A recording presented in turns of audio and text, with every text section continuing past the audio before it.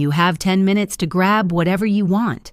This house belongs to the insurance company now." The firefighter told me while smoke was still drifting through the charred walls. I stepped inside, trembling, trying to find a few old photos, when I heard my daughter, Melissa, speak right behind me. "Mom, don't think you're staying at my place. We don't have room." I turned around. Her face was cold as steel. The fire had swallowed 42 years of my life, and my own daughter stripped away the last place I could hide. But Melissa didn't know. While the house was burning, I managed to pull something out of the safe in the basement, something that could bring her whole family down overnight. If you're still listening, tell me where you're watching from. Every comment you leave is another mark in this journey. And if this story has touched you, don't forget to hit like so it can reach even further. Smoke was still rising in thick columns from the collapsed roof, and the smell of burned wood mixed with ash hung in the air. I stood in the yard, my shoes soaked with water and mud, staring at the home that held half my lifetime being eaten away as if it had never existed. The porch where I sat with my husband drinking coffee on crisp fall mornings was now just a warped, half-burned frame, cold and abandoned. Every time a piece of wall crumbled, I felt something inside me collapse too. I stepped back, clutching the thin coat and the scorched photo album still warm with smoke. That was all I managed to save. 42 years of keepsakes, from my husband's old armchair to Melissa's childhood birthday cards, had turned to ash in minutes.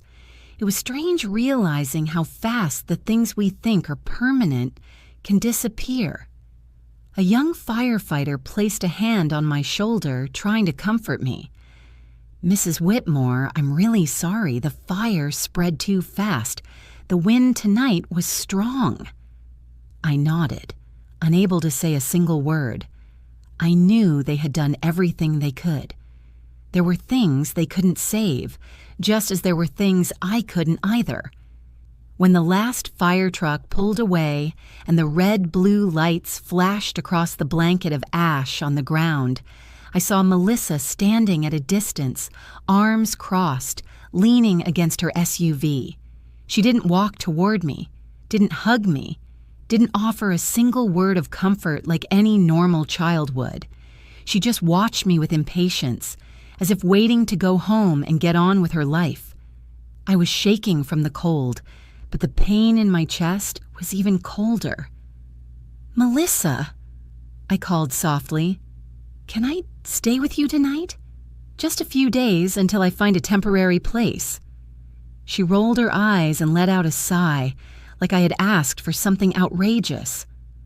"Brent and I are really busy. Our house is small. It's not convenient, Mom." I heard every word.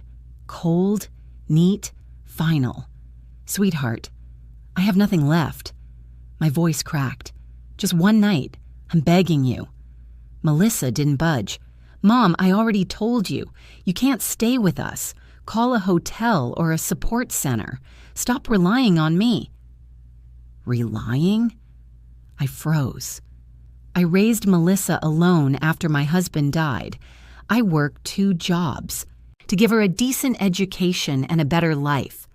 I never imagined the day my daughter would use that word toward the person who gave birth to her.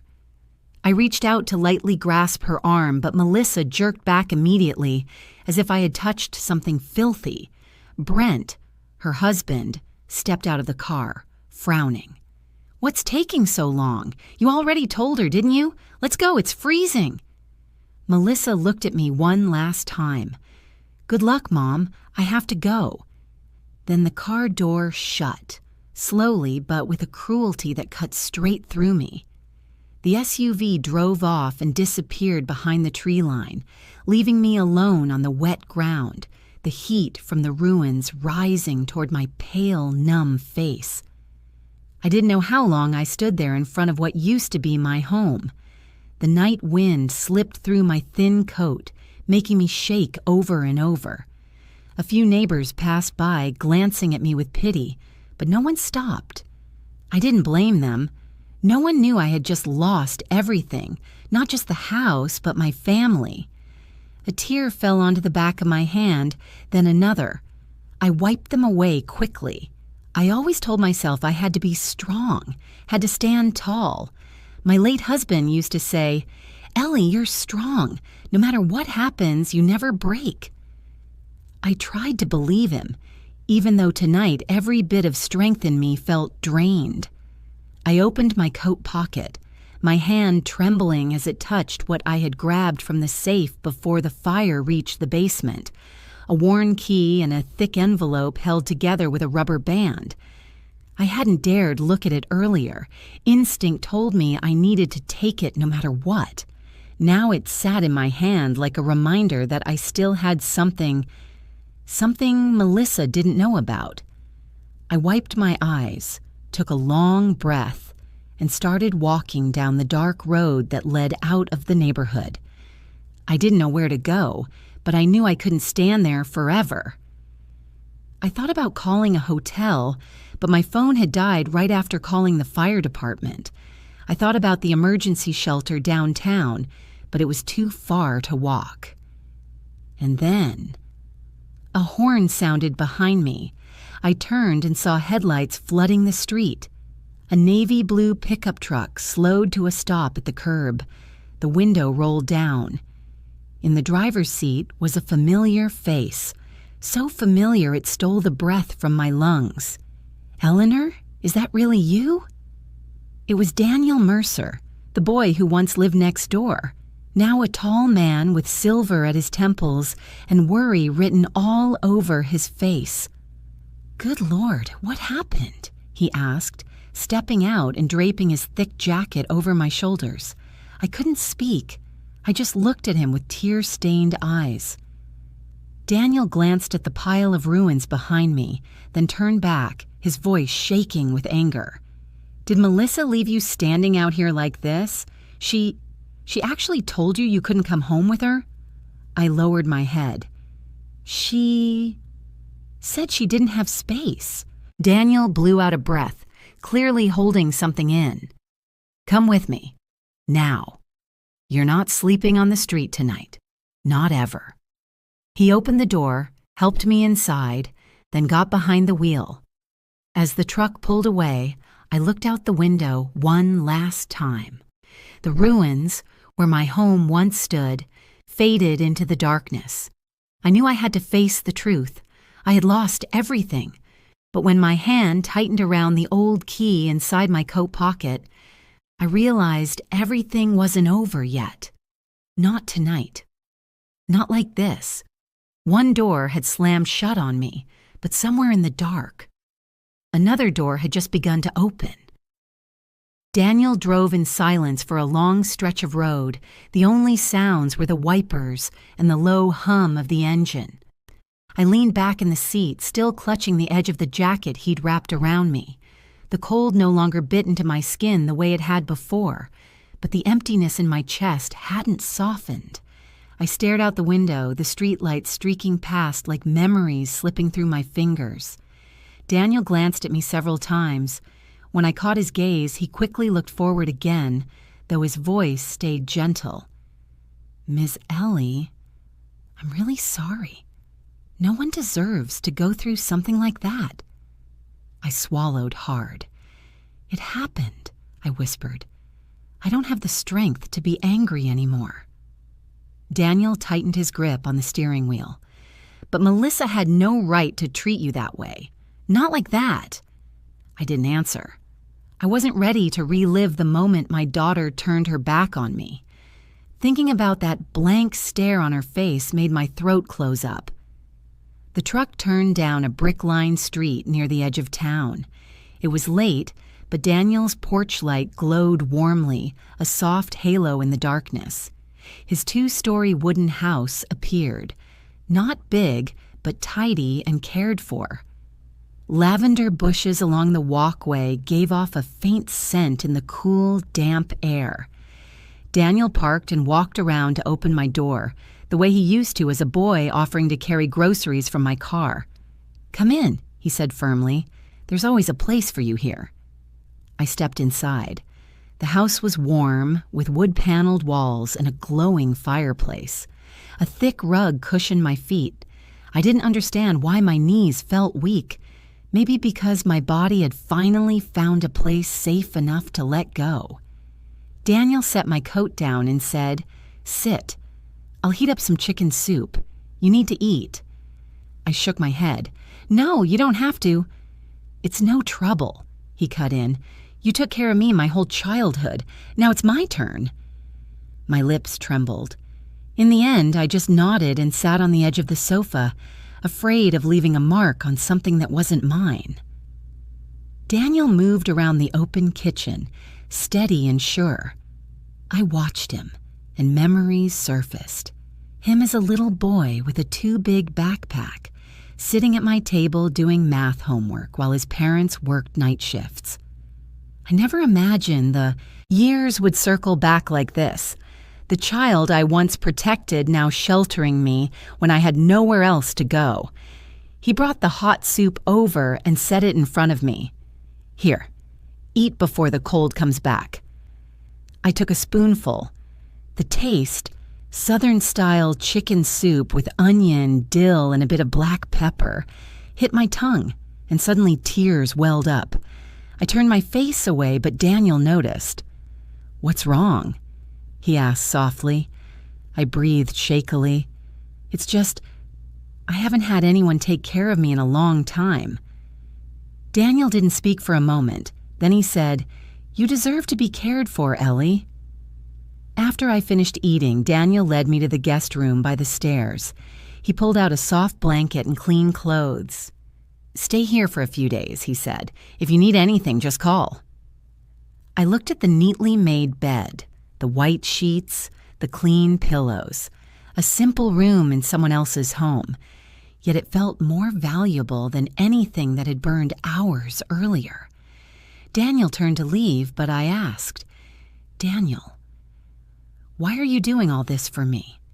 He stopped and faced me, sincerity shining through his tired eyes. "Because you're family to me. You were there during the hardest years of my life. Don't you remember? When Mom worked nights, you fed me dinner, helped with homework, sometimes even read me to sleep. I owe you more than you know." I lowered my gaze, lips quivering again. "I only did what a decent neighbor would do." He shook his head. "No, not everyone is as kind as you." He stepped closer and set a warm hand on my shoulder. "Melissa doesn't understand what you went through after your husband passed, how much you lost. She thinks you're fragile. But you're not. You're too independent. You hide your loneliness so well, no one ever sees it." His words stunned me. No one had seen me this clearly in years, maybe ever, since my husband died. Daniel sat in the chair beside the bed and spoke gently. "Do you want to talk, Melissa? She didn't used to be this way." I inhaled slowly, maybe because I felt safe, maybe because exhaustion stripped away the walls I'd built for decades. I began to talk. Not from the beginning, just enough for him to understand. The long years after my husband died, nights spent alone in a house too big, Melissa's calls becoming fewer, then shorter, then colder, until tonight felt like the final cut. Daniel listened in silence, his hands clasped, his eyes hurting on my behalf. "Why didn't you tell anyone? Why carry all that alone?" "It wasn't carrying it," I murmured. "I just thought. My child needed time to build her life. I didn't want to be a burden." "How they treated you isn't your fault," Daniel said softly, firmly. "No one has the right to leave you out on the street."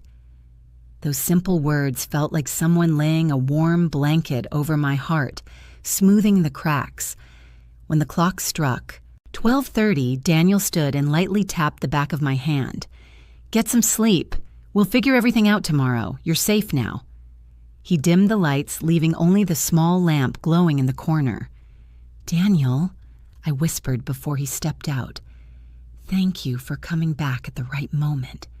He smiled, the same gentle smile he had when he was a little boy. "Miss Ellie, I didn't come back. I never left." The door closed softly. I lay on the bed, staring at the warm wooden ceiling. For the first time since the house burned down, my body relaxed into the mattress. My mind still spun, replaying the fire, Melissa's cold eyes. But something else was there now. Something steadier. In the quiet of Daniel's home, I heard it clearly. I wasn't finished. Not tonight. Not the way Melissa treated me. I slipped my hand into the coat on the chair and touched the cold metal key. It felt heavier than I remembered, and more solid. A reminder that I still had something important left. And as I breathed deeply for the first time in hours, I knew Daniel was right. I wasn't alone. Not ever. When morning light slipped through the curtains and birdsong drifted across the yard, I realized I had barely slept. I sat up slowly, feet touching the soft rug. Daniel's spare guest room, though simple, made me feel safer than I had in years. I put on the sweater Daniel had left on the chair and walked into the kitchen. He was already awake. The smell of coffee filled the air. He turned to me and asked, "Did you sleep okay?" I shook my head lightly. "Not much, but I'm okay." Daniel tilted his head, studying me a second longer than usual, as if he were measuring how much I could take. Then he poured me a cup of coffee and set it on the dining table in front of me. "If you're ready," he said softly. "Last night you mentioned a key." My heart pounded. I reached into the coat I had left on the sofa and pulled out the old metal key. It sat in the center of my palm, cold but heavy. There was a tiny engraving on the stem, a mark only my husband and I knew. I had never told anyone except him about the small safe in the basement where we kept our most important documents. Daniel looked at the key, then at me, waiting. I took a long breath. "I'm not sure what exactly I saw last night," I said. "Everything was chaos, but I remember taking an envelope, a thick one." Daniel set his mug down, his eyes sharpening. "What kind of envelope?" "From the safe, right before the fire spread downstairs." Silence fell between us. I opened the coat again and pulled out the smoke-stained envelope, still mostly intact even though the edges were singed. The smell of ash clung to the paper. I set it on the table. Daniel moved his chair closer and sat beside me. "Do you want to open it with me?" I nodded. With slightly shaking fingers, I slid a nail under the edge of the flap. The first paper inside was a bank statement. The name at the top made my body go numb. Melissa E. Whitmore, joint account holder, secondary holder, Brent Kowalski. Daniel frowned. "They have a joint account with you?" I shook my head so fast a strand of my gray hair fell across my forehead. "No, never. I've never signed anything like that." I pulled out the second document, a yellow financial file from a private lending company. On the last page, where it listed guarantor, was my name, along with my signature, my familiar signature. Perfect, precise, and forged. I felt my whole body jolt. "Oh my God!" Daniel leaned closer, studied it, then looked at me with anger darkening his eyes. "You didn't sign this. Whoever forged it knows your signature extremely well." I closed my eyes and exhaled slowly. Brent's image flashed through my mind, the way he used to hold papers for me, how he collected my mail, how often he rummaged around the living room when he thought I wasn't paying attention. I remembered the way Melissa avoided eye contact whenever I asked about their finances. "It was Brent," I whispered. "It has to be Brent." Daniel flipped through more pages. Every one of them was a loan document, payment record, financial report, or transfer confirmation. The total debt was far beyond what any middle-class family could repay in years. Brent had used my name to secure the loan. I felt the chair vanish beneath me. My hand shot out to grip the edge of the table. Daniel placed his hand over mine. "Ellie, breathe. We can deal with this." I looked at him, my lips trembling. "Daniel, they didn't throw me out last night because the house was small, or because they were busy, or because they didn't love me. They threw me out because they were afraid I'd discover this." Saying it out loud shattered something inside me. I had lied to myself for too long. The truth sat right in front of me, raw and merciless. Daniel squeezed my hand gently. "Miss Ellie, I'm sorry. You don't deserve this." I shook my head, my eyes stinging. I just don't understand. How could my daughter let something like this happen? Melissa. Why would she let her husband use my name? Why didn't she say anything? Why did she push me away like a stranger? Daniel stayed silent. He didn't answer, because some questions don't have answers. I lifted the final paper. A photograph slipped out from the middle of the stack.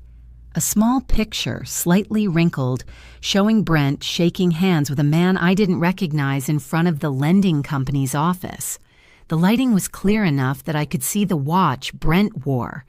The one he bragged to Melissa was a bonus. On the back of the photo was a note written in blue ink. "Don't expose this. IPC is investigating." My chest tightened. Daniel exhaled sharply. If the lending company is investigating, Brent is in serious trouble. I slumped into the chair. I thought of Melissa, thought of how she looked at me last night without a flicker of hesitation. Maybe. Melissa knew, I whispered, knew everything. Daniel turned toward me, sympathy in his eyes. "You don't know that.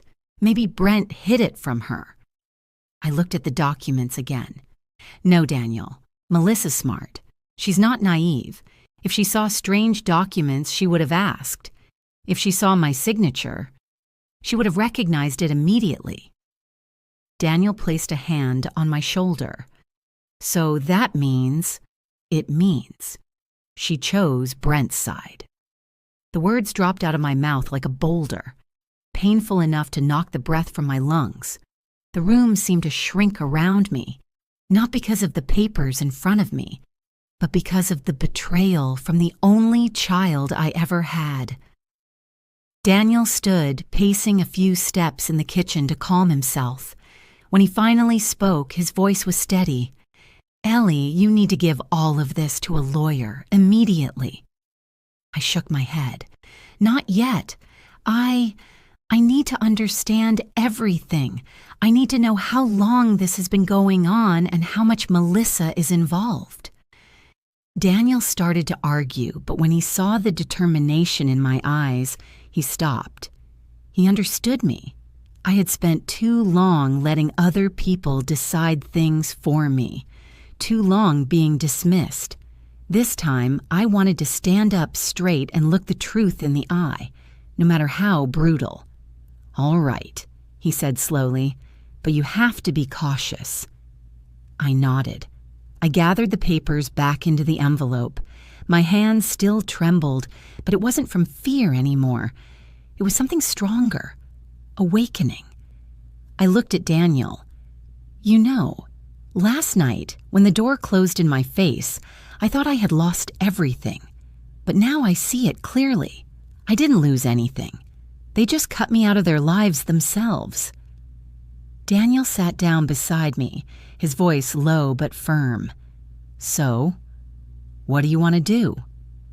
I looked at the old key one last time, then tightened my grip on the envelope. "If they want to remove me from the family," I said, "then I'll let them do it. Completely." Daniel's brow furrowed. You mean, from now on, I said, surprisingly calm, I won't cling anymore. No begging, no explaining, no trying to change anyone. I'll just speak the truth and let people see who they really are. Daniel studied me for a long moment, then offered a small, proud smile, the kind you give someone who has risen from ashes. Miss Ellie, I always knew you were stronger than you thought. I exhaled, steady and sure. For the first time after years of quiet endurance, I realized something simple. Family is not something someone gives you. It's something they choose to keep, or they choose to lose. And Melissa had chosen. The next morning, Daniel suggested taking me to a lawyer he fully trusted. I agreed, though nerves twisted in my stomach. I had never liked dealing with legal matters, and I hated the idea of exposing my family problems. But that envelope gave me no choice. The law office was in downtown Asheville, inside an old red brick building that had been renovated into a modern workspace. When we walked in, a petite woman in her 50s, neatly dressed, approached to shake my hand. "You must be Eleanor Whitmore." Her voice was warm, steady, but carried authority. "I'm Linda Carr," she said. "Daniel called ahead. Let's go to the conference room." I sat in a leather chair, hands shaking slightly as I set the singed envelope on the table. Linda opened each document, examining them closely. She wasn't rushed. She didn't make unnecessary comments, only the sound of paper turning and the tap of her pen. After a long while, she looked up and met my eyes. "Mrs. Whitmore, these documents are serious. If your signature was forged to guarantee a loan, then Brent committed organized financial fraud." My heartbeat thudded in my ears like I was already sitting in a courtroom. "And the amount—" Linda turned a page toward me. "It's enough to put him in deep trouble. The lending company suspects something. They'll act soon." I swallowed. Could this affect Melissa? "Only if she knew and helped cover it up," Linda replied bluntly. "If she didn't, then she's simply a victim of a lying husband." I lowered my head. I didn't know what I hoped for anymore. That Melissa was innocent or that she hadn't betrayed me. Either way, it hurt in different ways. Daniel spoke when I couldn't find my voice. "What should we do next, Linda?" "Keep everything. Don't confront them. And definitely don't go back to their house." Then she placed her hand on the envelope and said each word slowly. "Mrs. Whitmore, you're in the middle of a storm you didn't create. But you have the biggest advantage in this situation: the truth." I nodded. That was the only thing I had left. That afternoon, back at Daniel's house, I sat by the window looking out at the yard. The oak trees cast long shadows across the grass, their branches moving gently in the wind, peaceful, completely opposite of the turmoil inside me. My phone buzzed. Melissa. I stared at the screen for a long moment before letting it go dark. I didn't want to hear any more lies, didn't want to hear her voice turn cold again. But later that evening, when Daniel left to check a work site, I picked up the phone and opened my messages. Melissa had texted, "You left on your own and now you're blaming us? I don't have time for these games." My chest stung. Left on my own? Those words hurt more than the coldness she threw in my face the night before. I set the phone down like it was burning me. Then I stepped out to the back porch to breathe. I didn't understand what Melissa had become. I had raised her with love, patience, and care. And now she talked about me like some troublesome burden she wanted gone. Wind slid under the porch roof, bringing the smell of cedar and wildflowers. I stood there for a long time, folding my hands together to steady my breath. And in that moment, something became clear. Melissa was scared. Something in her home was breaking apart. A few days later, I began watching her from afar, not following, just observing. I knew where she worked, her hours, her old routines, and I quickly noticed what my instincts had whispered from the beginning. Melissa wasn't okay. She arrived at work early and left later than usual. Her face looked tense, eyes red like she hadn't slept. One day, I saw her in the grocery store parking lot. She got out of the car and leaned against the door for a few minutes, sighing, wiping her eyes. But the moment Brent walked toward her, she straightened instantly, trying to look cheerful, trying to look fine. I watched from a distance, each heartbeat tightening. That tension wasn't about me, not about our argument.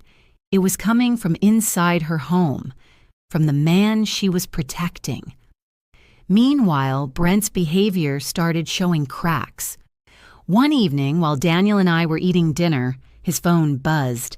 He listened for a few seconds, then frowned. "They're saying Brent is tearing his office apart looking for files," he said. "The envelope?" I asked. Daniel nodded. "Probably." A chill ran through me. I didn't feel triumphant, only heavy. A grown man with a decent job and a stable family now panicking because of documents with my name on them. "Does he know the envelope is missing?" I asked. "Hard to say," Daniel replied, "but he's definitely desperate, and desperate people are dangerous, Ellie." I understood. That was why I kept silent, why I hadn't confronted either Brent or Melissa. The last thing I wanted was to push them into something reckless. The next day, while Daniel and I were at the local grocery store, I overheard two old neighbors, Mrs. Mitchell and Emma, talking near the produce section. They hadn't seen me, but they said my name. I stopped, half hidden behind a cart. "I heard Melissa's mom left the house," Mrs. Mitchell said. "She said her mom wanted attention." "I heard that too," Emma added. "Brent told someone that she stormed out to make Melissa feel guilty." My heart clenched. I left the aisle quickly, my hand shaking as I gripped the cart. I didn't cry. I was too exhausted. But the pain spread through my entire body, heavy as a stone dropped onto my chest. Daniel came around the corner and saw my face change. "Ellie, what happened?" I shook my head. "Melissa said I left on my own," I whispered, "and that I did it for attention." Daniel froze for a moment, then took the cart from my hands and pushed it aside. "You shouldn't hear things like that alone. Come on." He wrapped his arm around my shoulders and guided me out. I didn't resist. I felt like a ribbon caught in the wind, thin, fragile. That night, while Daniel was inspecting a new job site, I sat in the guest room with the blank notebook he had bought for me. I opened to the first page and wrote in large letters, "Journal," to record the truth. I didn't want my story twisted. I didn't want Melissa to keep telling lies. I didn't want what happened to fade into silence. I needed a place to write everything, not to complain, but to stay clear-headed in the storm. I wrote slowly, line by line, about the fire, about what Melissa said, about the hidden envelope, about her fearful eyes, about Brent's panic, about the gossip at the store. By the time I set the pen down, it was past 1 a.m. I closed the journal and placed it on the nightstand. The lamp cast a warm, golden patch across the cover. The door opened softly. Daniel stood there, his work shirt still dusty. He looked at me, then asked, "You're up this late?" "I need to write everything down," I said. "I don't want anyone deciding the truth for me anymore." Daniel stepped in and sat in the chair beside the bed. His expression softened. "Ellie." "Daniel?" I looked up. He said clearly and firmly, "It's time for you to stand up, Eleanor." And hearing those words for the first time, I believed I truly could. If you're still listening to this story and you also feel the pain of a mother being slandered by her own daughter, please tell me where you're watching from down in the comments, or share even a small thought so I know we're walking through this together. 3 days after I began writing in the journal, my phone rang at noon. I was watering herb pots in Daniel's backyard when the screen lit up, Melissa calling. This time, I didn't turn it off. I stood very still, listening to my heartbeat before answering. "Mom, can we have dinner together?" Her voice was thin, slightly shaky, but not with affection. With hesitation, caution. I knew immediately. "I think another time," I started, but she cut in. "I want to talk. About that night." That made me pause. Not an apology, not concern. Just about that night, as if throwing me out of her yard was a small disagreement. In the end, I agreed, not out of trust, but because I wanted to face the truth between us, to see how far it had warped. I arrived at Melissa's house at 6 p.m. The small white brick house looked neat and cold, just like the face she'd worn these past 2 years. The porch light cast a soft glow, but it brought no warmth to me. The door opened. Brent stood there. Not Melissa. His eyes slid over me like a blade, irritated, anxious. I gave a faint smile. "Hello, Brent."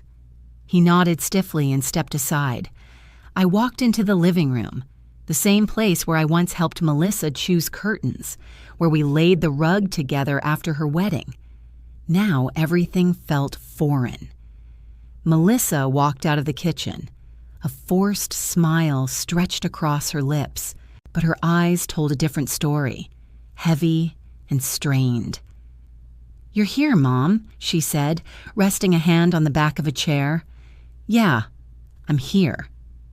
The air was so thick, I felt like I could break it with a touch, and it would shatter into pieces.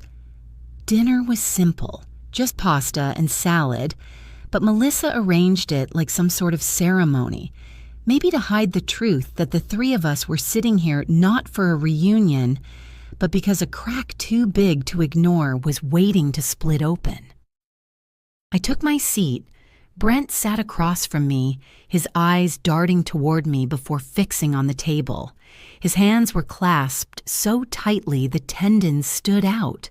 Melissa couldn't sit still. She kept standing up, sitting down, grabbing more knives, adjusting the napkins, pouring more water, doing everything except looking directly at me. I noticed all of it. When we finally began eating, the sound of the utensils hitting the plates was cold and hollow, like someone knocking on a door you never want to open. Melissa cleared her throat first, sounding like she was reading from a rehearsed script. "Mom, about that night. I'm sorry if you felt..." I set my fork down. "Don't apologize if you don't mean it." Melissa froze. Brent rolled his eyes, trying to hide his irritation. She swallowed hard. "I just wanted to say, everything happened so suddenly, I panicked." I looked straight at her. "Did you panic because my house burned down? Or did you panic because I arrived earlier than you expected?" Melissa lowered her head. I could finally see the crack in her smile. The smile I once thought was cruel now revealed something else too. Fear. Brent couldn't hide it for long. He slammed his fork down so hard both Melissa and I jerked in our seats. "I want to ask something." His voice was sharp, metallic. "Did you accidentally take something from the house? Documents, maybe?" I stayed silent. I didn't nod. I didn't shake my head. I just looked at him. A flash of raw fear crossed Brent's eyes, the kind of fear someone has when they know what they're hiding might be exposed at any moment. He quickly fixed his expression. "I'm just asking. A few papers went missing lately." He tried to smile, but the corner of his mouth twitched. Melissa jumped in quickly as if terrified I would catch on. "It's nothing, Mom. Brent's just stressed from work. They lose paperwork at the office all the time." I stared at her for a long, long moment. For the first time in my life, I saw something clearly. Melissa knew. She knew Brent was hiding debt. She knew Brent forged my signature. She knew what I had discovered. And maybe she had known about the envelope all along, but she did nothing, didn't protect me, didn't say one honest word. She kept her eyes on her plate, avoiding my gaze as if it were a blade. I exhaled, placed my hand on the table, and spoke slowly, letting each word touch her the way I needed her to feel the pain I had carried for so long. "Melissa, I can't trust you anymore." The whole room went silent. Brent glanced at Melissa, waiting to see what she would do. Melissa sprang to her feet as if someone had yanked the chair from under her. "What do you mean? You don't trust me?" Her voice rose, trying to shove the truth away. "Yes," I said. "I don't trust you anymore. Not when you stayed silent while your husband used my name without me knowing. Not when you let someone throw me out and then lied to the neighbors saying I left to get attention." She brought a hand to her mouth like she'd been struck in her weakest spot. Where did you hear that?" I didn't answer. I didn't need to. The truth was written all over her face. Shame, fear, panic, and finally, resignation. I pushed back my chair and stood. Tonight's dinner only confirmed one thing, that I saw correctly, and that you're both more afraid of me than I am of you. Brent jumped up, blocking my way. "What are you planning to do?" I looked at him, my gaze calm enough to make him step back half a pace. "Me? I'm not planning anything." Then I tilted my head. But justice always does its job. Brent's face flushed. Melissa grabbed his sleeve, pleading with him to stay quiet. I turned and walked away. Neither of them followed. Neither of them dared. By the time I stepped out of Melissa's house, night had fully fallen. Streetlights cast long shadows across the pavement, stretching like lines drawn in concrete. I didn't feel as much pain as I thought I would. Maybe because I had reached the bottom of that pain a long time ago. Daniel waited for me in the car. When he saw me walking toward him, he didn't ask a single question. He just opened the door and handed me a handkerchief. I said softly, "It's done." "Not pleasant, right?" he asked. "No," I said, "but necessary." Daniel let out a long breath and drove out of the quiet little neighborhood. I looked out the window, the trees sliding past like long brushstrokes. And more clearly than ever, I understood. I was no longer the mother standing outside a door begging to be let in. I was no longer the quiet, enduring one. I had seen through their lies, through their fear. And I knew one thing. I had the truth, and they did not. I slept very little after that night at Melissa's, not because of anger, but because of a strange clarity. I lay awake in the dark, listening to the rain tapping against the window, and felt the ropes that had kept me tied in silence for years, finally snapping one by one. In the morning, I brewed coffee in Daniel's kitchen. Sunlight streamed through the window, spilling across the wooden countertop in a warm, honey-colored glow. I heard Daniel's footsteps behind me. "You okay?" he asked quietly. I set the cup down and turned toward him. "I think it's time." Time for what? Time to give all, the documents to Linda, and not let anyone hurt me anymore. Daniel simply nodded. He didn't ask questions. He knew I'd spent the entire night thinking. In the morning light, my decision felt clearer than ever. The truth had to be put on the table. At Linda's office, I handed over the entire envelope.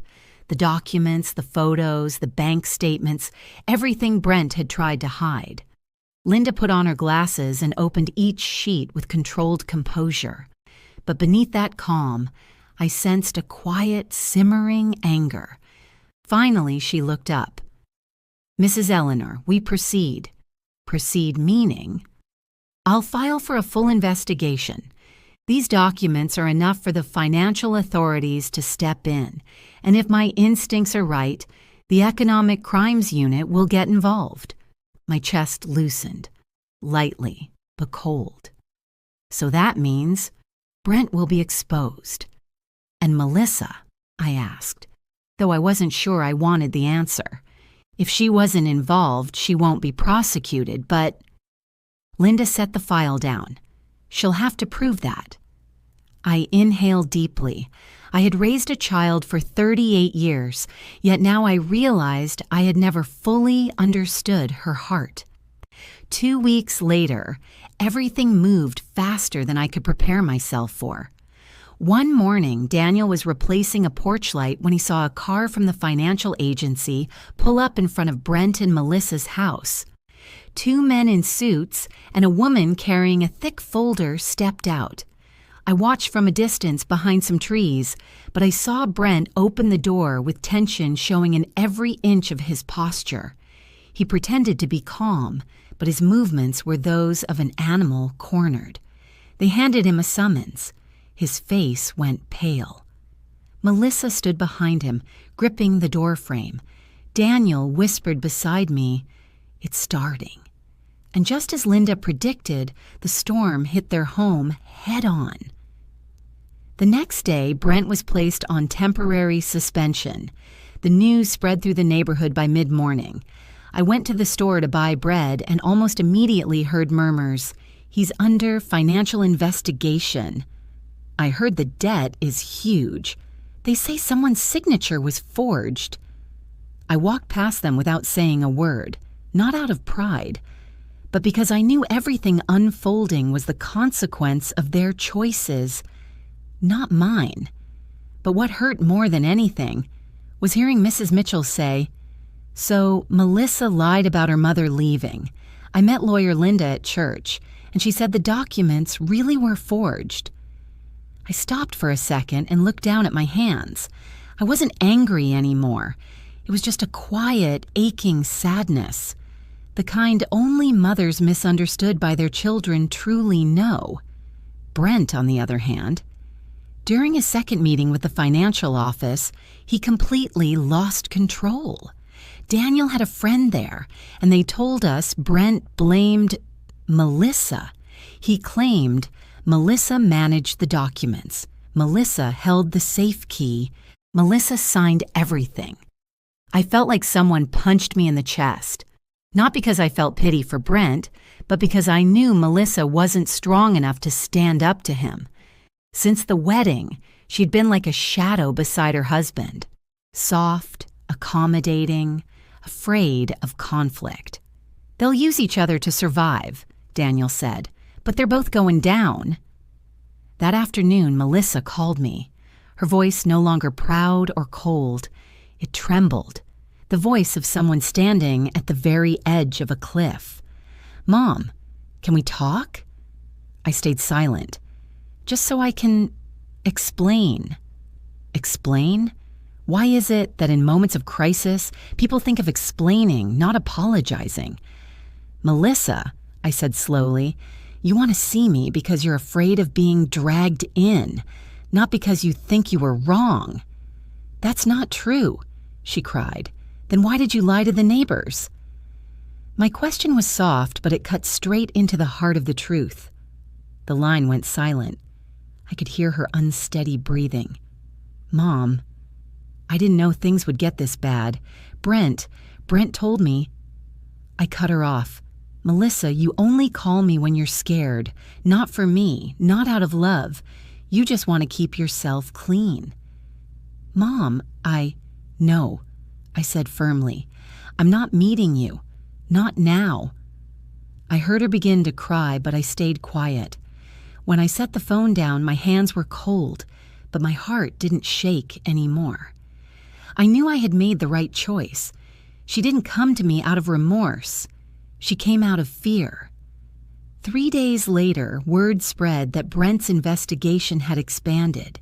He hadn't just committed one fraud, but many. Altered documents, suspicious transfers, forged guarantor agreements. People at his company whispered behind his back. Neighbors looked at their family differently. The way they greeted Melissa changed too. No more bright smiles. I stood apart from all of it, watching like someone who was no longer a victim, only a witness. One evening I had to go to the financial agency to provide a statement. Daniel went with me. He always did. A solid wall behind me. Before I stepped into the room, he placed a hand on my shoulder. "You're not alone, Ellie." I looked at him and saw not just concern but respect. For a woman who had stood back up after being pushed to the edge by her own family, I smiled. "Thank you." Inside, I recounted everything. Each detail, each action, each small thing I remembered. Every day, Melissa and Brent grew distant. Every lie thin as paper that finally tore open. When it was over, the investigator stood, shook my hand, and said, "Thank you, Mrs. Whitmore. Your story helps us see the full picture." I walked out into the hallway. Daniel greeted me with relief in his eyes. "You did great," he said. I looked out the large window. Night had fallen. The city lights reflected back at us in soft, shimmering patterns. "Daniel," I said, quietly. There were moments when I thought I had lost everything, but it turns out losing the lies was the only way to find myself again. Daniel smiled. "And sometimes the truth is what brings people down." I nodded. "Yes, the truth, not revenge, is what destroys them." And I knew the storm wasn't over yet. But for the first time in years, I wasn't afraid of the storm. After the investigation into Brent escalated further than I expected, everything unfolded like a domino effect. Every fallen piece revealed another truth. Linda called me on a light, rainy afternoon while I was sitting on Daniel's back porch, sipping chamomile tea. "Eleanor, the insurance company has reviewed your entire case," she said over the phone. "They confirmed the fire wasn't your fault, and your compensation has been approved." I held my breath. "How much, Ms. Linda?" "Enough for you to rebuild your life in the way you deserve." I sat still for a long time, my hands gripping the armrest of the wooden chair.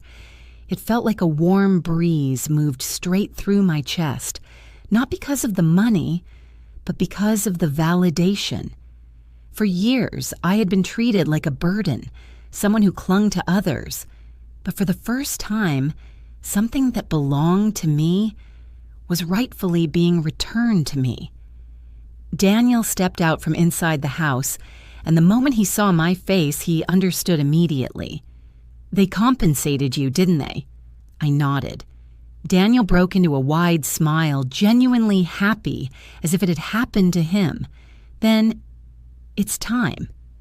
"Time for what?" I asked, unable to hide the excitement rising in me. "Time to rebuild your home." Daniel was the kind of man who did what he said. Just 3 days later, he brought his construction crew to the land where my old house once stood. When I returned there, the feelings hit me all at once, like a sudden cold wind. The faint smell of ash still lingering, the old burn marks staining the concrete. But the sounds of machinery, of voices working and laughing together, made me believe something new was truly beginning. I stood there for a long time, staring at that piece of land, the land that had held 42 years of my life.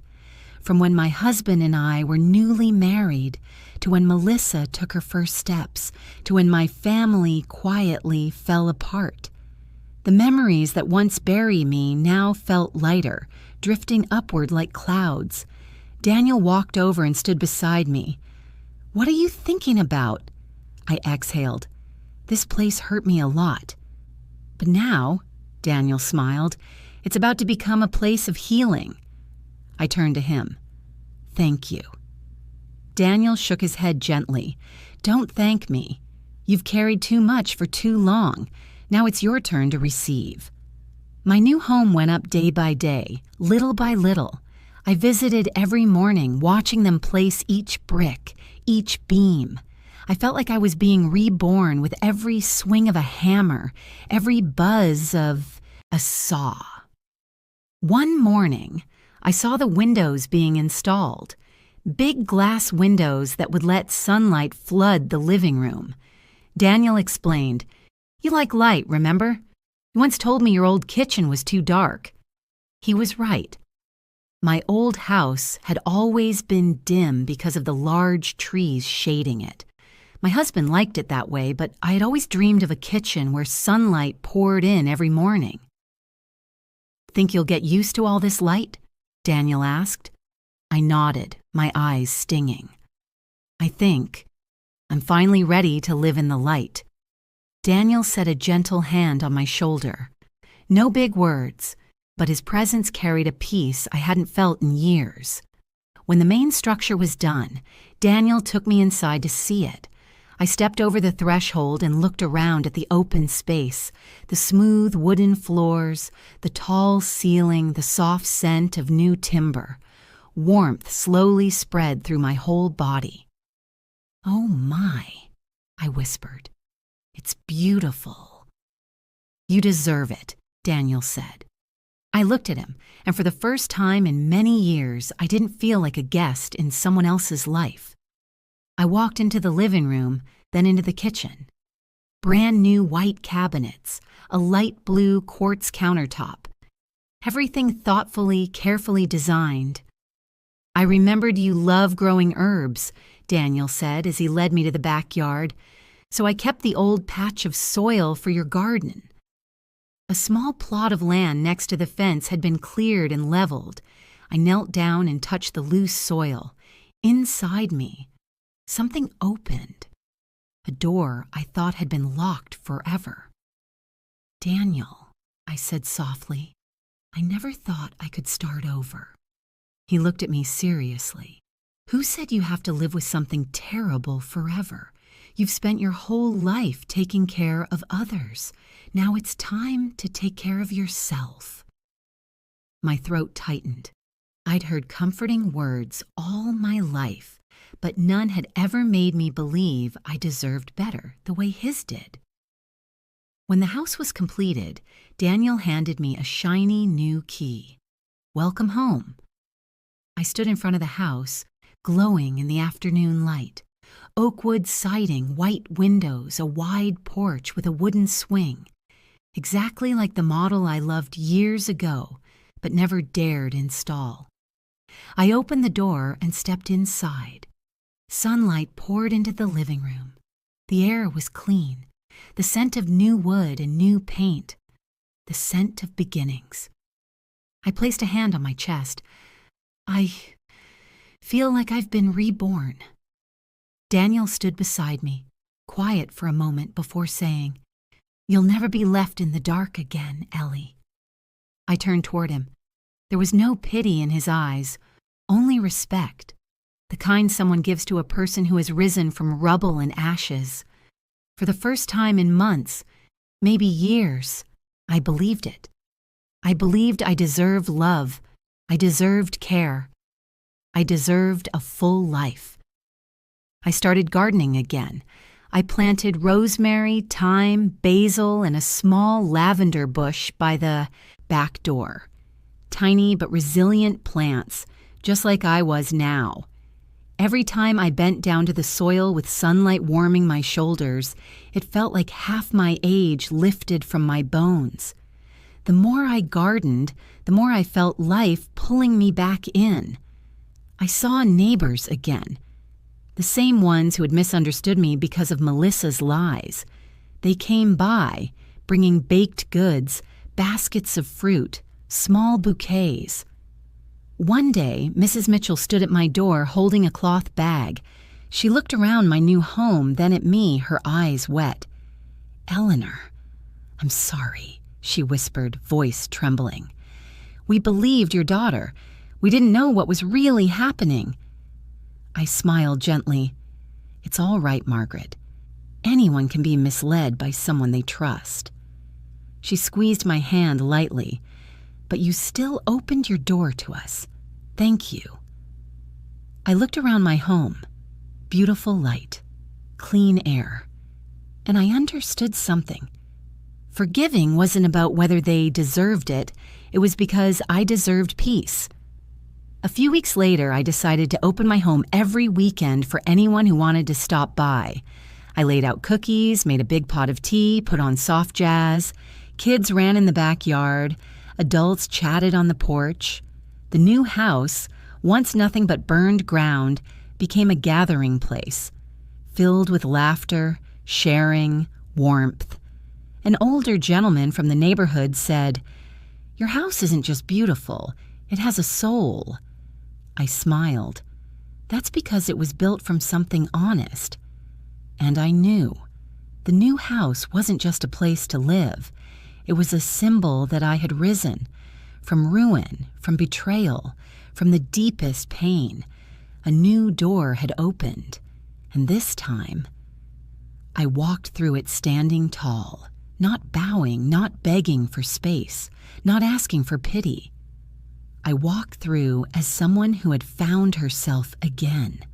I thought everything with Melissa had settled for the moment, that she would keep her distance, and I would focus on building my new life.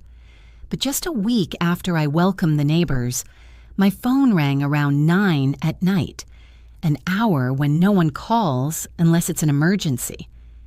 I was washing glasses in the kitchen when her name appeared on the screen, Melissa. I froze.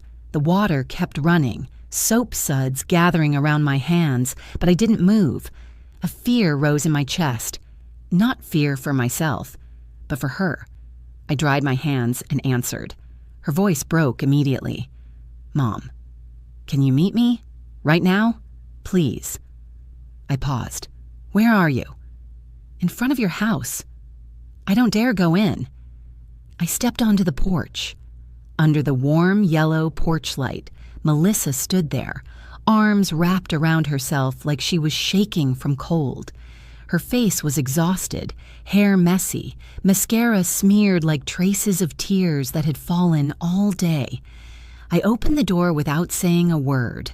Melissa walked in like someone running from an invisible predator. When I shut the door, she collapsed into tears, the kind of choked sobbing that sounded like months of bottled pain exploding at once. "Mom, I don't know what to do anymore. I feel like I'm losing my mind." I guided her to the living room, poured her a glass of water, let her sit on the sofa. "Melissa, what happened?" She covered her face, fingers trembling.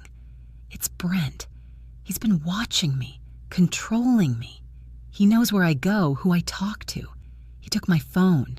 He forced me to lie. He said if I didn't cover for him..." Her voice cracked.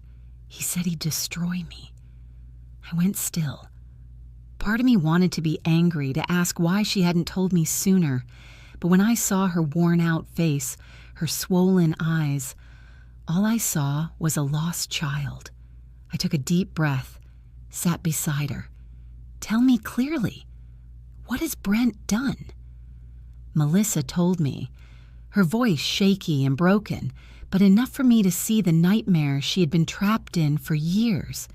Brent controlling her accounts, her messages, her friendships, shouting when she asked about finances, punching the wall to intimidate her, taking every document, holding every key, telling her she owed him because he gave her a stable life.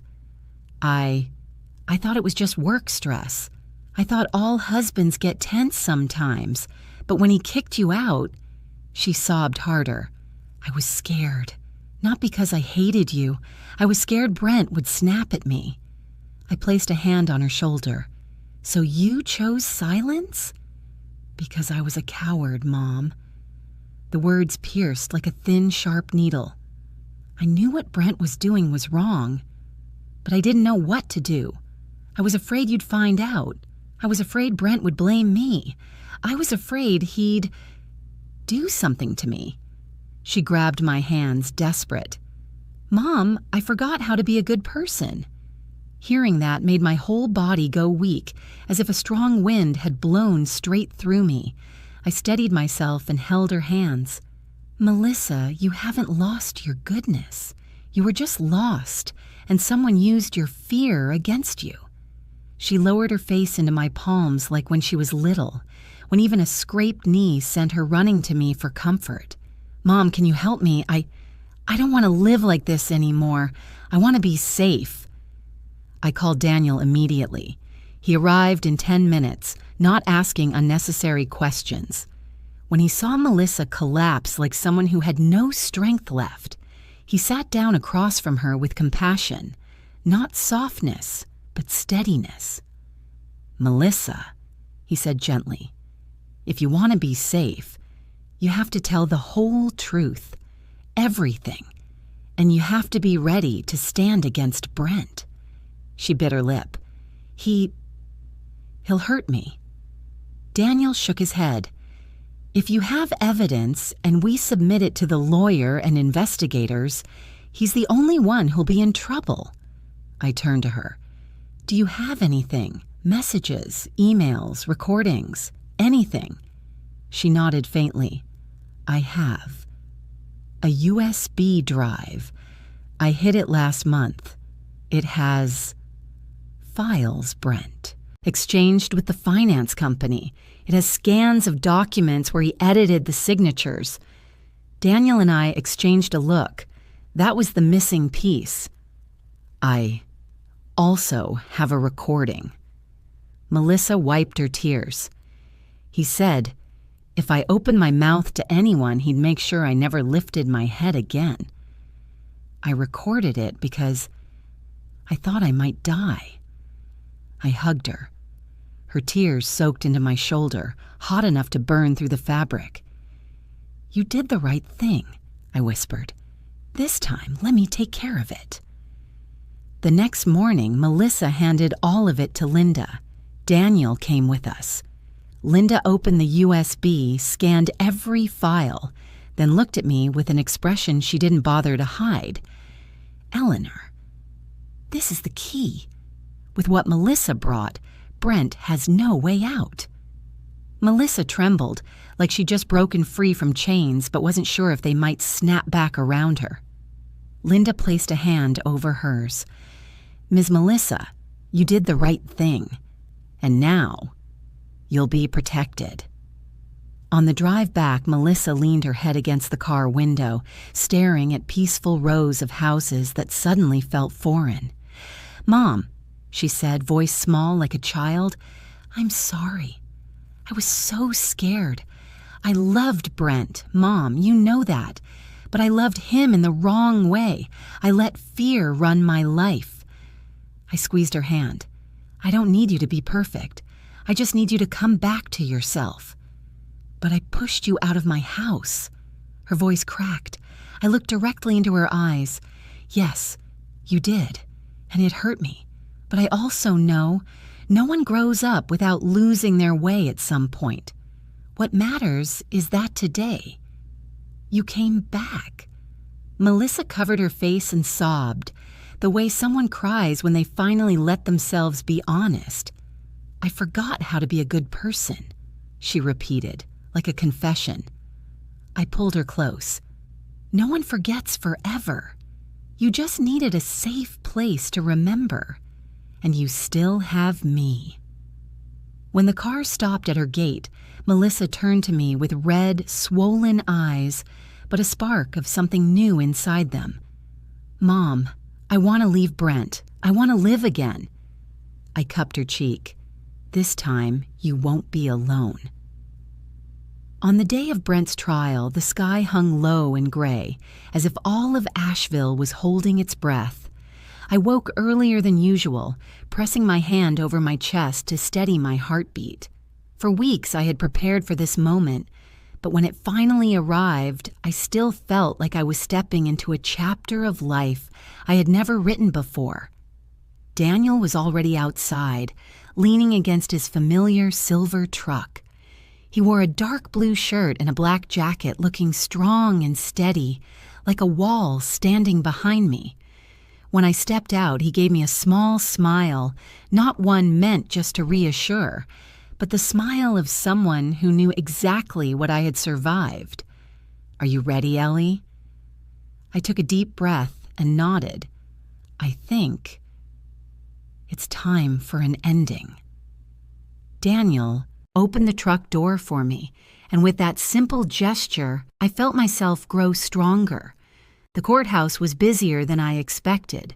People gathered in small clusters, whispering back and forth. Brent's scandal had spread through town for weeks, and though I always stayed humble, I knew my being kicked out by my own daughter, combined with Brent's financial crimes, had become something everyone knew. Linda was already waiting in the hallway. She looked at me with solid, steady eyes, as if to say she was prepared to fight to the end. "Eleanor, today you must be strong," Linda said. "The truth is on your side." I gave her hand a small squeeze. Across the room, Brent sat at the defendant's table wearing a wrinkled suit. His hair was messy, his face pale as if he hadn't slept in days. He used to be a man who puffed out his chest, laughed loudly, walked like he owned every room. But now, that person was gone. He turned and looked at me, a mixture of hatred, fear, and pleading, as if he hoped I was still the weak woman he used to manipulate. I met his gaze directly. No fear, no bowing, no shrinking. He frowned and turned away. The charges were read, and financial fraud, forgery, using someone else's identity for loans, tampering with legal documents. My name came up repeatedly. Every time Eleanor Whitmore was spoken aloud, I felt a small ache in my chest. Not because it hurt, but because it felt like I was finally taking back my story. When I was called to the stand, my legs trembled. But Daniel placed a hand on my shoulder from behind. That one touch was enough to steady me. I swore to tell the truth and began recounting everything. The fire, the envelope from the safe, the forged signature, the night I was thrown out. My voice wavered at first, but the more I spoke, the more I understood. The truth never trembles. Brent tried to interrupt, shouting, "She's making this up. I didn't do any of that. Melissa handled all the paperwork. She knew everything." The courtroom erupted in murmurs. Melissa lowered her head, but Linda shot to her feet. "Objection! Mr. Brent is attacking the witness." The judge struck the gavel. "Maintain order in the court. Mr. Brent, sit down." When I stepped down, Daniel looked at me as if I had just climbed a high mountain. "You did well," he said quietly. Then it was Melissa's turn. I clenched both hands as she walked toward the witness stand. She moved slowly, like someone stepping through the swamp of her own life. Daniel handed me a tissue, but I didn't take it. I needed to witness this moment clearly. Melissa's voice was small but steady. I want to tell the truth." Brent squirmed. "Don't! Melissa, you—" The judge struck the gavel again in warning. Then Melissa spoke. Each sentence cut through the air like a blade. "Brent forced me to forge documents. He controlled me. I was afraid of him. He threatened me if I told the OEE truth. I stayed silent for too long." The courtroom went completely silent. I felt my heart clench, not out of anger anymore, but out of sorrow. Melissa continued, looking straight at the judge but glancing at me from time to time, her eyes shimmering. "I pushed my mother out of the house because I was scared, not because I hated her. I was wrong. I want a chance to make things right." Brent shot up from his seat, face red, shouting, "You're betraying me. This is all your fault. I did everything for you. You dragged me into this." The bailiffs immediately held him back. The truth laid itself bare. He wasn't just a fraud. He was a man who always needed someone to blame. I saw Melissa tremble, but she remained standing. It was the first time my daughter had ever truly been strong. When her testimony ended, the judge paused for a long moment and then delivered the verdict. Brent Kowalski is found guilty of organized financial fraud, forging legal documents, and using another citizen's identity to obtain loans. The defendant is sentenced to— I didn't hear the first sentence. My ears rang. I only clearly heard 3 words: is hereby sentenced. Brent collapsed into his chair like a man realizing every wall he built around himself had crashed down at once. Melissa burst into tears, covering her face with both hands. The entire courtroom felt like it exhaled together. Linda turned to me with a firm smile, the smile of fair victory. Daniel placed a hand on my shoulder, giving it a gentle squeeze. "You won, Ellie." I stepped outside the courthouse. Cold but clean air swept across my face, as if it wanted to carry away every old injustice. The sky was wide and blue, no longer gray like it had been in the morning. I looked up. For the first time in many years, I felt like I could truly breathe, a deep, full, peaceful breath. I whispered to myself, to Daniel, and to the man who left this world years ago. Yeah, I would be proud. Daniel looked at me, his eyes warm enough to drive away the chilly afternoon. And as we walked down the courthouse steps, I understood something deeply. Justice may arrive late, but it never loses its voice. And when it speaks, all darkness must step back. After the trial, life slowly returned to its normal rhythm, at least for me. For Melissa, everything changed completely. She left the house that had been full of control and fear and moved to a small town nearly 3 hours from Asheville. The town was quiet, tucked under the mountains, with a clear stream running through the central park. I didn't go there, but Melissa sent photos. A street lined with red maple trees, a small apartment with a balcony facing the hillside. In the first picture, her eyes were still swollen, her smile still strained. But I knew she was taking the first steps to save herself. A week later, I received her first handwritten letter. Her familiar handwriting made me exhale slowly, like someone had gently placed a hand on my shoulder after a storm. "Mom, I'm sorry. I'll keep apologizing until you can forgive me. But I understand. I can't expect things to go back to how they were. I just want you to know I'm trying to start over." I sat on the porch, reading the letter again and again. The breeze carried the scent of lavender from my garden, calming me. I didn't cry. My tears had run dry over the months. But my heart softened, quietly, like someone opening a window in a long, closed room. Even though Melissa wrote every week, each letter sincere and full of regret, I didn't forgive her immediately the way I once would have. I wrote back, short, gentle, but measured replies. "I need time. I'll answer your letters. But I'm not rushing, Melissa." I didn't forget what had happened, but I also didn't want to live forever under the weight of the past. Forgiveness isn't pulling someone close. It's allowing yourself to move forward. My mornings became lighter. Daniel came by almost every morning carrying new seed packets, gardening tools, or simply a cup of hot coffee. "Do you want to grow more basil?" he asked one morning, holding out a seed packet. I smiled. "I think this garden is turning into a farm, Daniel." He laughed, that warm, low laugh that made the ground beneath my feet feel steadier. We worked the soil, watered plants, trimmed leaves. Every morning, the sun rose slowly behind the trees, casting gold over my garden, and Daniel tended it like it was his own. In the evenings, he often came back with a bag of groceries, mostly ingredients to cook dishes he knew I liked. "Did you try my herb-roasted chicken yet?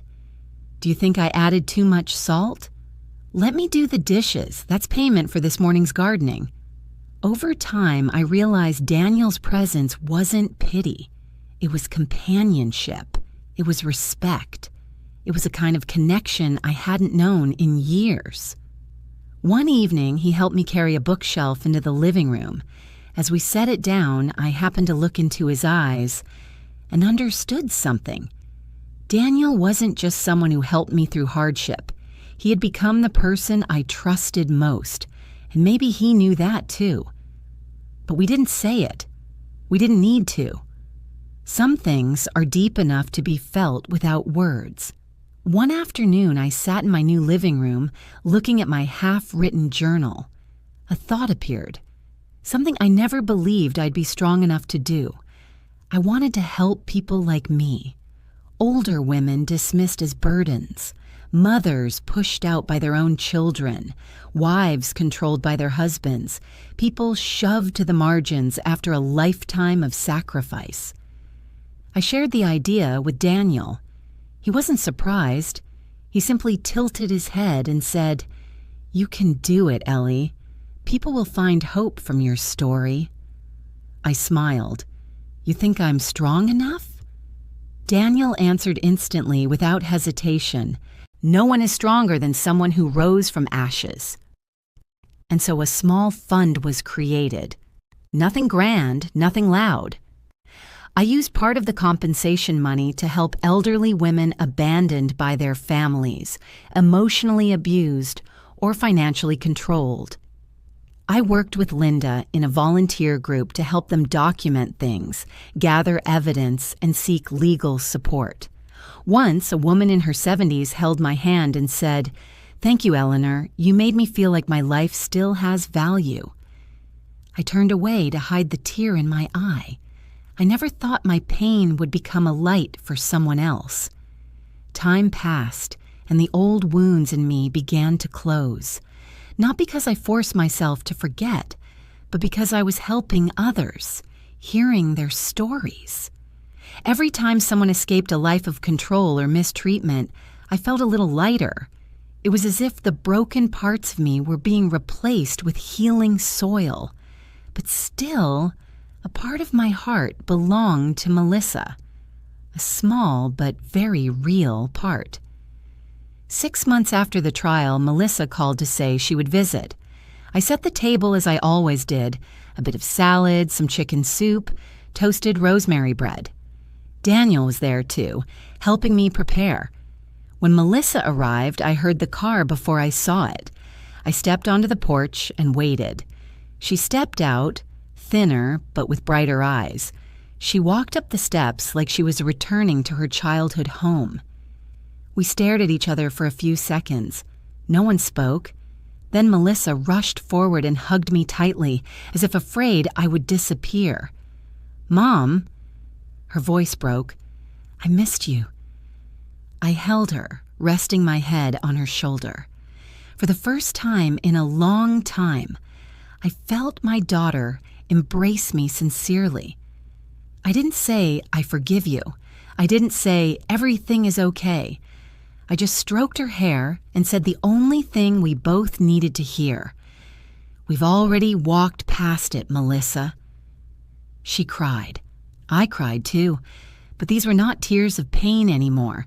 They were tears of relief, of healing, of returning. When Melissa went inside, Daniel quietly stepped out to the backyard to give us space.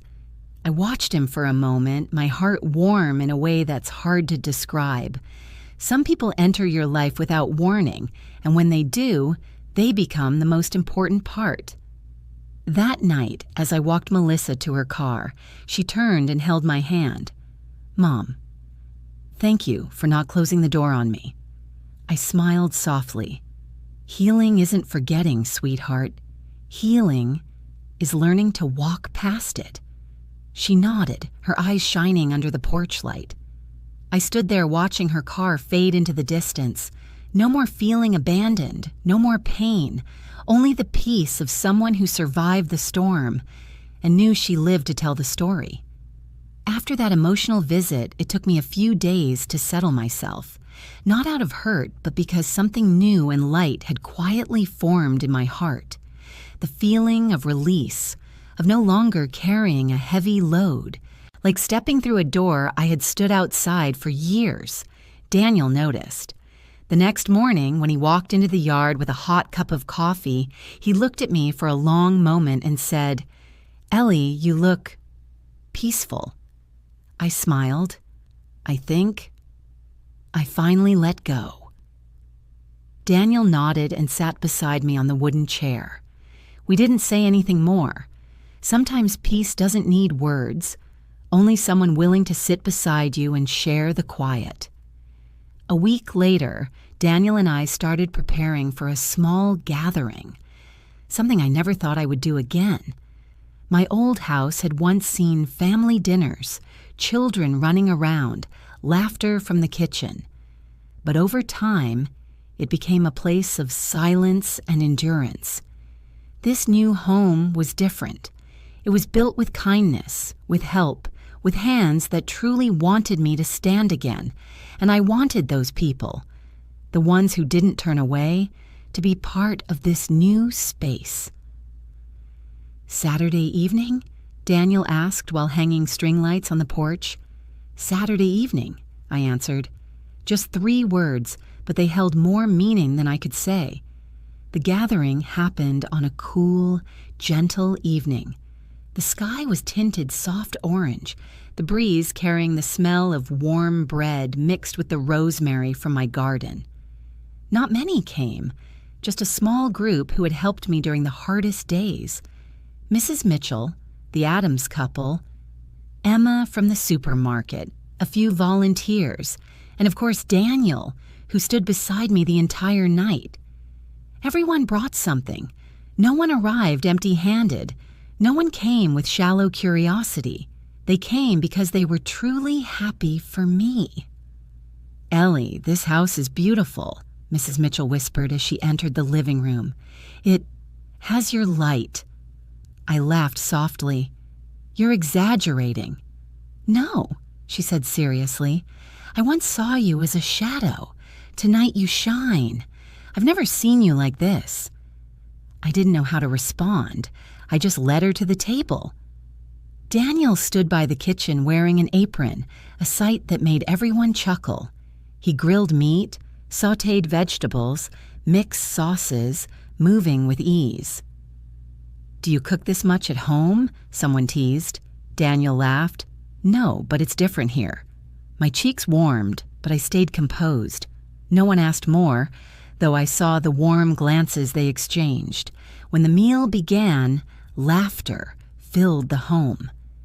I sat at the end of the table, taking in the familiar faces, the sound of forks, soft laughs, glasses clinking. The atmosphere was light, not lavish, not dramatic, but enough to fill my heart with gratitude. I hadn't felt this in so long, the feeling of belonging. I raised my glass. "I'm not good at speaking in front of people," I began, "but I want to thank each of you. During the darkest days, you didn't turn away. You showed me that family isn't blood. It's the people who don't abandon you." Everyone fell silent. A few eyes shimmered. "Thank you for lifting me up when I thought I would never stand again." Applause broke out. Daniel looked at me with an expression I couldn't describe, a mixture of pride, respect, and something deeper I wasn't ready to name. After everyone left, Daniel and I stood on the porch. The breeze carried the scent of the garden into the cool night air. "You did well, Ellie," Daniel said. "You know, I've never seen anyone rise the way you did." I looked toward the horizon where the last orange of sunset faded. I never thought I could rise again. Daniel smiled. I always knew you could. You just hadn't seen it yet." I turned to him, and in that moment I understood. Some people enter your life not to replace someone, but to remind you that you deserve love. Their role doesn't need a name. Their presence is enough. In the days after, I began teaching free cooking classes in the new kitchen. Daniel had remodeled the space. Wide counters, tidy shelves, warm lighting. I taught simple meals: chicken soup, butter cookies, apple pie, and Southern dishes my mother taught me as a child. The older women who joined the class brought their own stories: widows, women ignored by their children, women living alone in quiet houses. I listened as we cooked, measured flour, stirred pots, and together we found warmth in a kitchen where everyone had a place.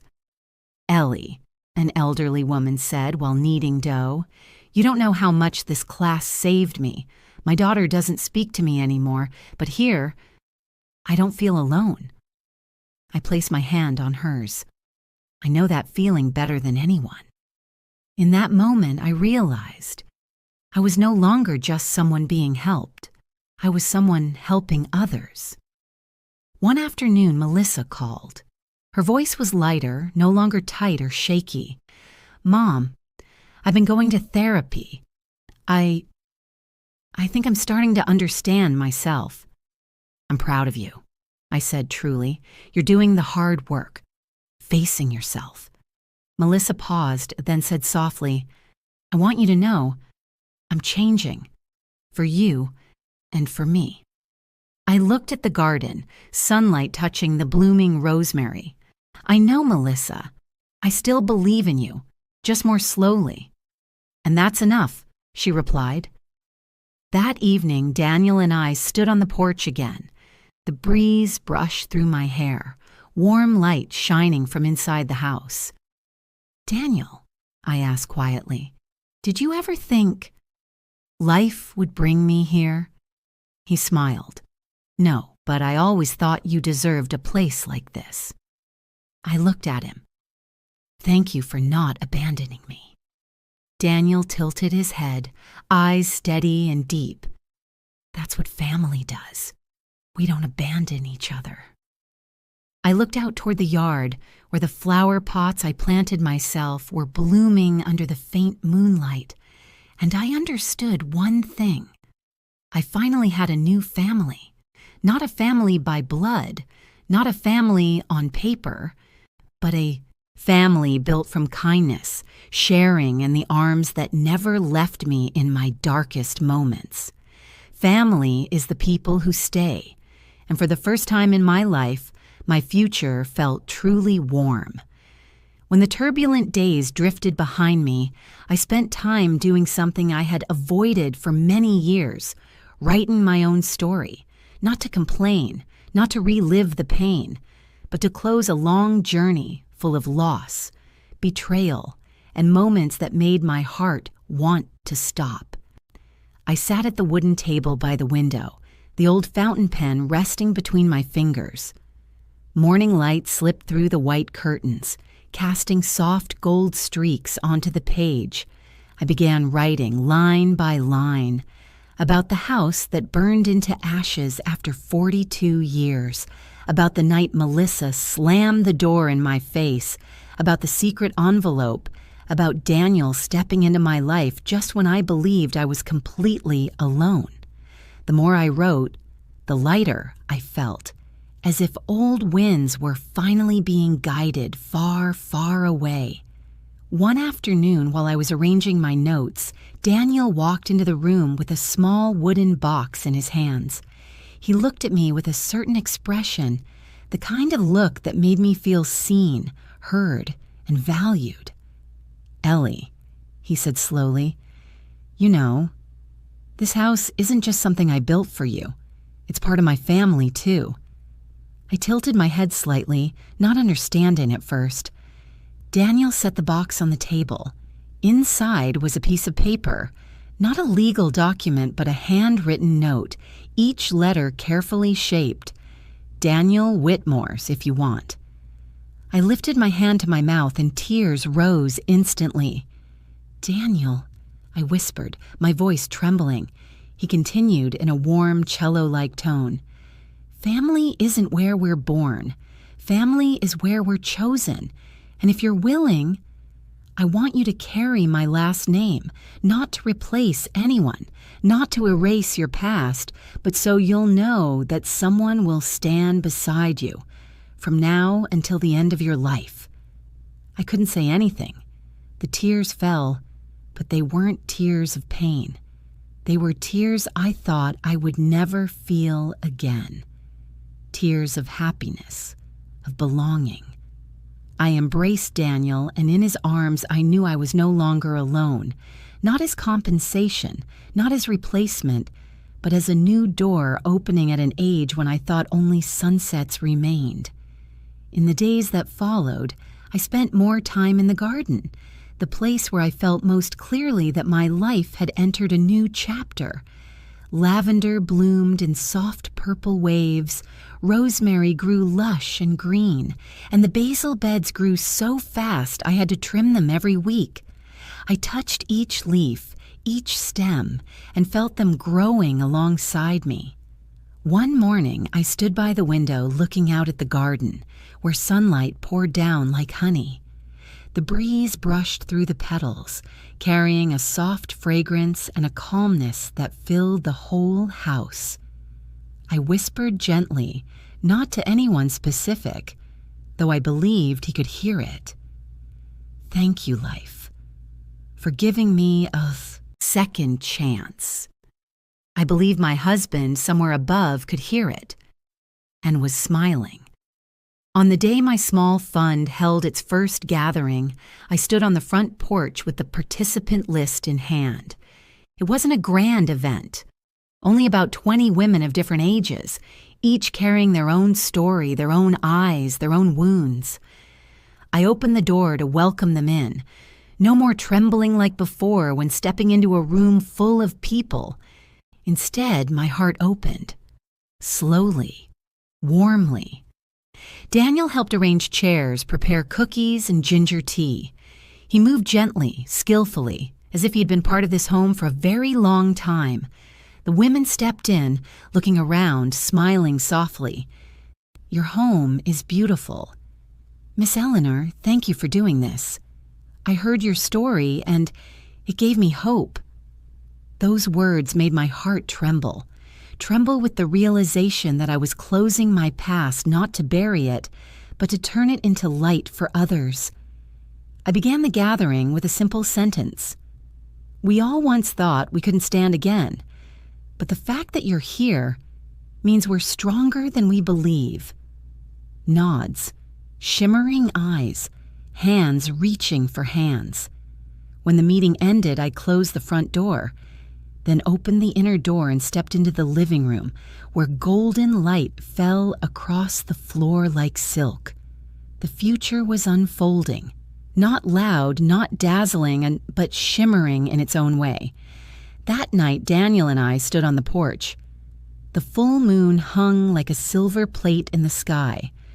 Crickets sang in the distance. Daniel handed me a cup of hot tea. "You okay?" he asked softly. I smiled and leaned against the railing. "Daniel, I think I've finished the old journey." He looked at me, his eyes gentle and deep. "And now you're beginning a new one." I nodded. "Yes." We stood in silence, watching the moonlight pour over the garden blooming with color. My heart felt so peaceful that I had to ask myself, can a person truly be happy at this age? And the answer came clearly. Yes, if we dare to step forward.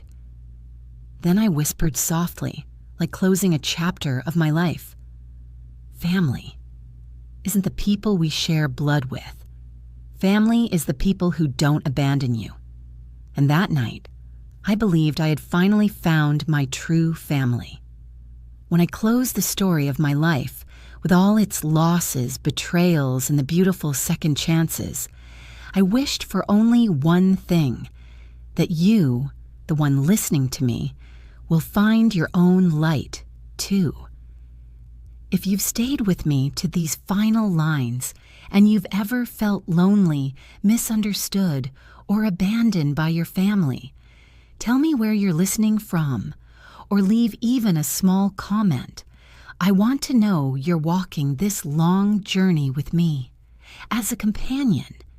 Thank you for staying until the end of my story. Your presence makes me believe that kindness still exists and that sharing will always remain. Please leave a comment, tap like, or subscribe so we can continue walking through more heartfelt stories together. From the bottom of my heart, I am grateful for you